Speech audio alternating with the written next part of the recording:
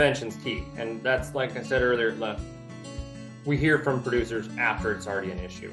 So if it is an issue that you have wolves in the area, maybe not in your calving grounds, something to stop that before it becomes an issue is huge. And electric fence is a relatively cheap, reliable source on how to prevent some of these encounters before they happen. Hey, I'm Shay Koester, and I'm your host for the Casual Cattle Conversation podcast, where we talk about all things related to ranching by connecting you to peer ranchers and industry leaders to improve the profitability of your operation and your lifestyle. Now, if you are looking for a community of ranchers, sign up for my monthly Rancher Mind events. Rancher Mind events are mastermind events for ranchers. You join a Zoom link and you sit down and have a conversation with other ranchers and industry leaders about specific topics that help you improve your operation and face the challenges that we face as an industry as a whole. Now, if you want immediate ranch management advice, go to my website, casualcattleconversations.com/newsletter, and sign up. When you sign up, I will send you a free PDF with 22 ranch management tips from the ranching gurus who have been on my show and poured out their knowledge for all to hear. With that, be sure to follow me on Facebook and Instagram by following Cattle Convos. You can connect with me there, or you can go to my website, casualcattleconversations.com, to find anything you may need. I'm excited to meet you, and let's get on with the show. All right, Liam, you've been on the show before, but today we're going to switch it up a little bit, and we're actually going to talk about predator control and management using different fencing strategies. And we're going to talk about the predators in your area, as well as really any type of animals that producers or cattlemen are trying to keep out of their pastures and how to still keep their cattle in. So with that, for those who haven't heard you on the show before, talk a little bit about where your territory is in the country and what type of predators you help ranchers keep out. So I'm a territory manager for Gallagher in the Pacific Northwest to cover Washington, Northern Idaho, and Eastern Oregon. When it comes to predator management and wildlife management, mostly out here we deal with wolves, cougars, bears, coyotes. When it comes to other wildlife animals, we deal with a lot of elk issues and deer, working over hay fields or getting into your hay stacks in the wintertime. So work with a variety of animals out in the Northwest, but throughout the nation, Gallagher works with wild hogs and cougars and things everywhere, all sorts of different predators. So we got to get creative sometimes, but a lot of different solutions throughout the Pacific Northwest, United States, and the world even. Well, I'm excited for this interview and to hear kind of what solutions you've been helping producers put in place. So let's kind of start there. Let's maybe talk a little bit on the wolf side. What do some strategies look like there as far as how you kind of help ranchers manage to keep wolves out of their pastures, if at all possible, through fencing strategies? Usually the most we deal with wolves is during calving season. Sadly, we get contacted after there's already an issue and we have to maybe the next year or implement stuff quickly for the current year. Usually Fish and Wildlife is involved, trying to mitigate that predation. What we've done in the past is something called turbo fladgery. And what it is around a calving area, you'd set up a hot wire, but the hot wire would have electrified tape or sometimes just ribbon hanging down.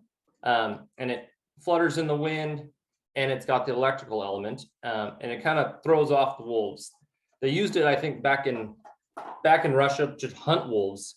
They'd kind of funnel them and they wouldn't go beyond the lines, and then they could kill the wolves then.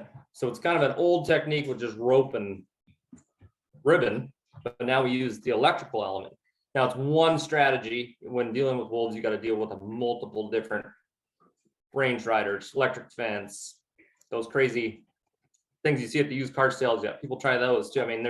It's one step, but we've used a lot of turbo fladgery around calving pins, or if guys are turning out into the mountains, they'll put cows and calves in a big open area with this around there until they get all the cows together. So that's one strategy.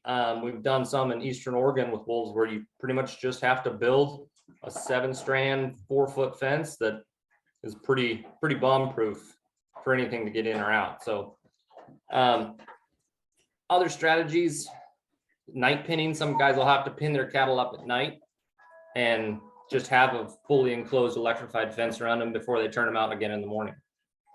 So from a management standpoint, or maybe even a success standpoint, what are some of those differences with the turbo fladgery and that 7-wire fence from a management standpoint? What types of producers gravitate towards one or the other? Yeah, so if you're turning out on some Forest Service or DNR ground or something, you might not have the time to build that infrastructure of that 7-strand fence. Or, it might not be conducive to the whole grazing management plan on the place. So you might need to use that turbo fladgery.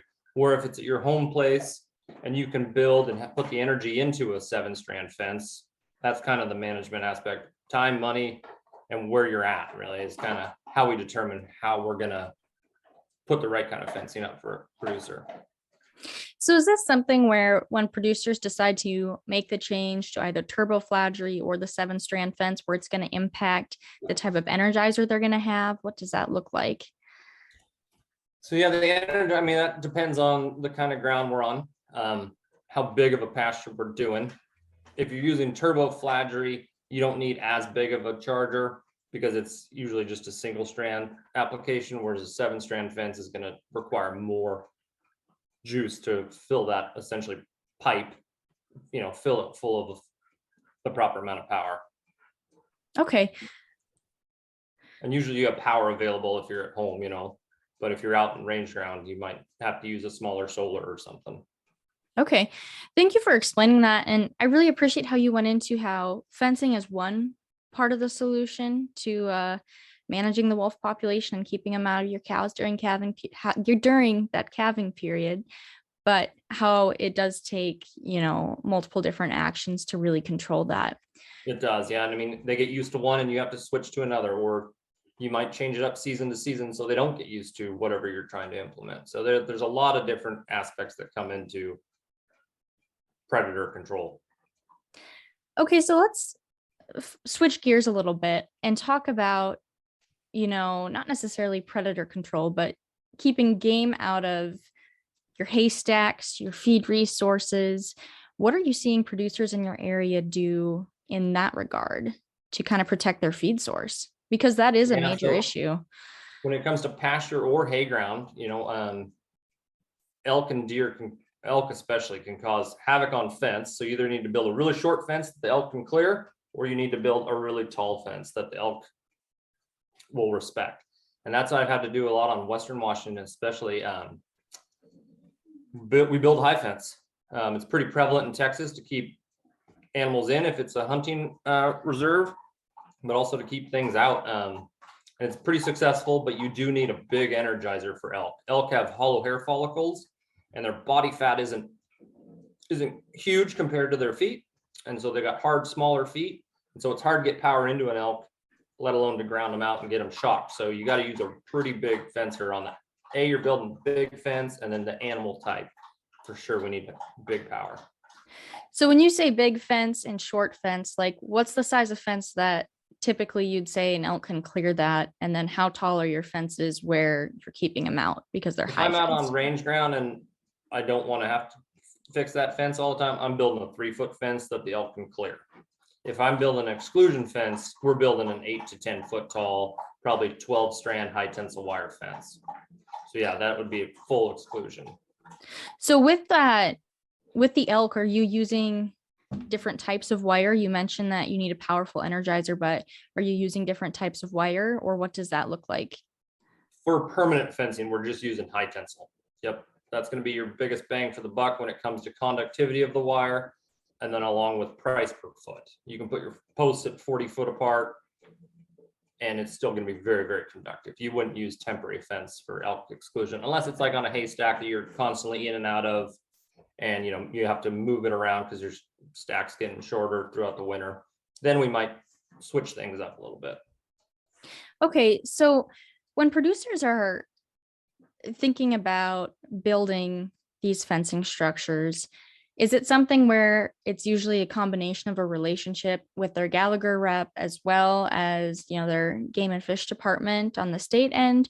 Or, what do they really need to be successful and have a good plan when they're working through predator control and fencing?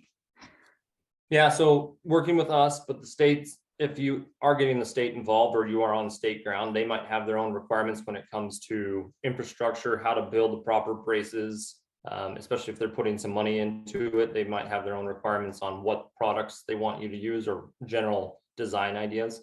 Usually, if we're on the ground with the producer and the Fish and Wildlife or DNR, usually it's a three-way conversation on what we think would be best, what the producer needs, plus what the Fish and Wildlife Management Program is. So it all kind of varies, but it is all case by case for sure. Okay, so switching gears a little bit, we talked about what's going on in your area, but before we got on this interview, we talked a little bit about hogs in Texas. So can you talk a little bit about some of those solutions? I know that's not your territory, but you've got connections down there. Yeah, hogs in Texas, we've done quite a bit in Hawaii too. Again, it just depends on the animal that we're keeping in or out, right? So we don't need a really high fence. They're not great jumpers, but for full exclusion, we would do a high tensile wire fence, probably 3 foot tall, that we get probably pretty hot, usually a hot ground fence, especially in some parts of Texas where it might get pretty dry. So to get full exclusion, we'd want pretty close wire spacings. And usually we're going to use a high tensile. We can do temporary fencing as well, but that structure of that temporary fence is not as reliable as the high tensile wire fence would be. So when we look at the common mistakes that producers make when building these electric fences, are there any different mistakes that you see producers make when they're managing for predators, or are they the same similar mistakes that happen when they're implementing any electric fence really? In any general wildlife fencing, when it comes to predators or elk or deer, whatever, putting that fence right on that, maybe you got woods on one side and your pasture on the other, putting that fence right at that line is usually a mistake because the elk are gonna immediately jump out of the woods and hit it. Having a bit of a buffer, so when they stick their head out and kind of look, see what's going on, and then they meet the fence. That's something that we see too common, is people put it right on the edge, and then the elk and the deer don't have time to learn, or the wolves, they might already be committed to getting after a calf, but then they hit the fence and then they've gotten through it. So giving that animal a little time to investigate and see that that fence is there is usually pretty key. And just like all our fence, even if we're keeping cows in and horses, grounding, so many people, depending on your type of ground that you're actually on, using the proper amount of ground rods or a hot ground or ground return fence, that is key to success on all of these fencing types. Okay, well, before we kind of wrap up today, I think you've really done an excellent job explaining, fencing in general, especially on the predator control standpoint, or keeping elk or deer out of your feed sources. But is there anything else you really want the audience to take home today, or any one message that if they leave with anything, they should at least remember this? Prevention's key. And that's, like I said earlier, we hear from producers after it's already an issue. So if it is an issue that you have wolves in the area, maybe not in your calving grounds, something to stop that before it becomes an issue is huge. And electric fence is a relatively cheap, reliable source on how to prevent some of these encounters before they happen, which is key. Before it happens, think about the possibility, talk to your neighbors. You probably know what's going on, but we don't like getting the call after the fact. And you don't either. You're probably pretty stressed about it as it is. All right. Well, thank you very much for being on the show today, Liam. Thank you for having me. And that's a wrap on that one, folks. Thank you for tuning in today and joining in on the conversation. Be sure to take this a step further and take the advice you learned and implement it on your operation. If you want to have a conversation about it, head over to my social media and send me a DM by following @CattleConvos and connecting with me there. Have a great day.